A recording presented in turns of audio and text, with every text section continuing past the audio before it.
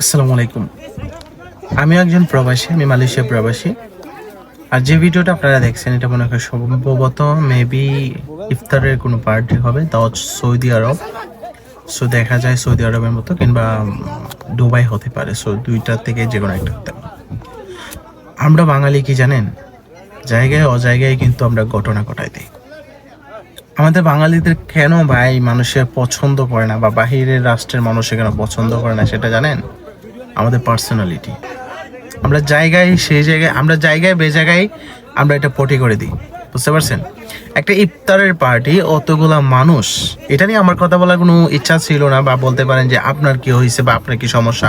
ভাই আমার কোনো সমস্যা নাই, বাট আমার দেশকে যে প্রেজেন্ট করতেছে এটা কিন্তু আমার দেশ ছোট হইতেছে, যে ঝগড়া করে ফেলতেছে, যে খাওয়ানোর জায়গার মধ্যে একটা ইফতারের পার্টির মধ্যে মেবি মনে হয় কিছু হয়েছে, হইতে পারে। ডাজন্ট ম্যাটার, ইজ নর্মাল বিষয়, যেটা যে আমরা যাই ঝামেলা হতেই পারে মানুষের মধ্যে, কিন্তু একটা জায়গায় গেছি, এই জায়গাতে যে আমরা ঝামেলাটা করব সেটা তো মানায় না রে ভাই। মানে এটা হচ্ছে আমাদের বাঙালিদের পার্সোনালিটি, ঠিক আছে? সো এইসব মানুষদেরকে খেয়ে বিদেশ পাঠাইছে রে ভাই। তোরা তো দেশে থাকলেই ভালো হইতো, তোরা বিদেশ আসছিস কেন?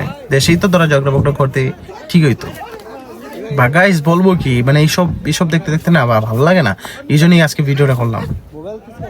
সো আসলে ভালো লাগলে, যদি ভালো লাগে অবশ্যই অবশ্যই শেয়ার করে দিবেন, সবাইকে দেখার সুযোগ করে দেবেন। আর যে দুইটা তিনটা ঝগড়া করছে ওদের মানে সামনে যেমনি পড়ে শালার বেড়াইতে ধইরা ফিটানির দরকার, ঠিক আছে?